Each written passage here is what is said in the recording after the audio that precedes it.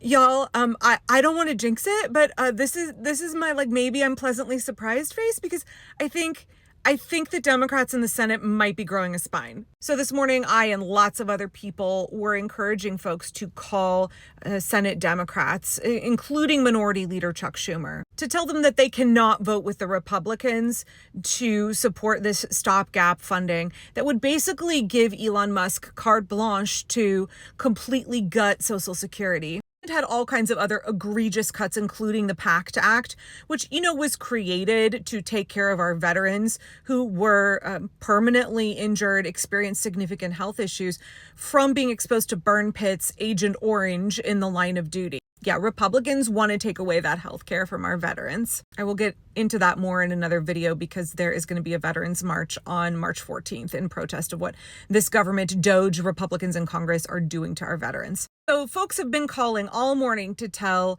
Democrats in the Senate, like, if the government shuts down, it will be Republicans' fault. It will be the fault of Elon Musk. It will be the fault of Donald Trump. It will not be the fault of Democrats in the Senate. Republicans have done this to us. They are in charge. Republicans, they control all parts of the government right now. So if the government is failing, if it shuts down, that is on them. And Democrats cannot bow to the pressure to throw this country under the bus by voting with Republicans. And I was feeling worried because both of my senators have said kind of iffy things about the government shutdown. And then there was an article out this morning that said that there were several Democratic senators who might vote yes. So I was like, y'all, we got to call all these folks.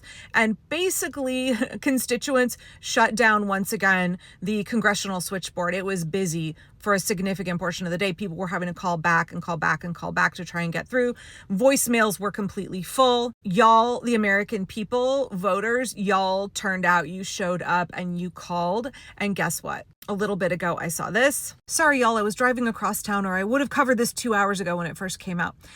Senate Democratic leader Chuck Schumer appeared to announce Wednesday that a partial government shutdown will begin on Friday at midnight when a stopgap spending law expires. That's from the Oregon Capitol Chronicle. And then after that, I reshared it on Blue Sky, obviously, and I said, if this is true, this is the right move for once from Chuck Schumer. And I will be the first to praise him up and down for getting Senate Dems to stand up against Elon Musk and for American lives. And then I started to see the same thing on a bunch of other news sites. And then I came across Chuck's actual speech. Funding the government should be a bipartisan effort, but Republicans chose a partisan path, drafting their continuing resolution without any input. That's right, they locked Democrats out. Because of that, Republicans do not have the votes in the Senate to invoke cloture on the House CR. Our caucus is unified on a clean April 11th CR that will keep the government open and give Congress time to negotiate bipartisan legislation that can pass. We should vote on that. I hope our Republican colleagues will join us to avoid a shutdown on Friday. That may have seemed mild-mannered, but that is a big deal, y'all. That is a really big deal. That is happening because we, the American people, we put the pressure on our elected Democrats. That's us. We did that. So pat yourself on the back. I have no problem being highly critical of establishment Democrats, especially their consistent inaction, their lack of tenacity, the fact that they've been sitting on their hands and not getting the job done. I have been hammering them to show up and do their job, that they have a role to play in saving democracy and they need to fucking get to it. So I will also be the first one to say thank you for taking little baby steps to get your head in the game. This is a good step. Make Republicans own what they are doing to this country. As my mutual Elizabeth Booker Houston said, this is on Elon Musk. This is on the Republicans. And when people come at Democrats and say, why did you shut the government down? Say, this is shutting down because of Elon Musk. This is shutting down because of the Republicans. They did this. They're in the majority. They have the power. They did this. And I want to say one more thing here real quick. I know that Chuck Schumer and Senate Democrats are on the right track. Chuck Schumer, you know that you are on the right track when you see this. Donald Trump having a little temper tantrum in the Oval Office when he found out that Chuck Schumer and the Democrats were not going to roll over for once. Threatened Schumer because we know what just happened to Mahmoud Khalil. He was abducted and illegally detained and they attempted to deport him. Thank God a judge stopped it. He's still detained as far as I know. because he was a Palestinian who spoke at a rally and broke no laws. So be very clear that what Trump is doing here is threatening Schumer by calling him a Palestinian. Not only is what he is saying deeply offensive, but it's a threat. However, as I said on Blue Sky, this is a sign, Senator Schumer, that you are on the right path. Keep it up.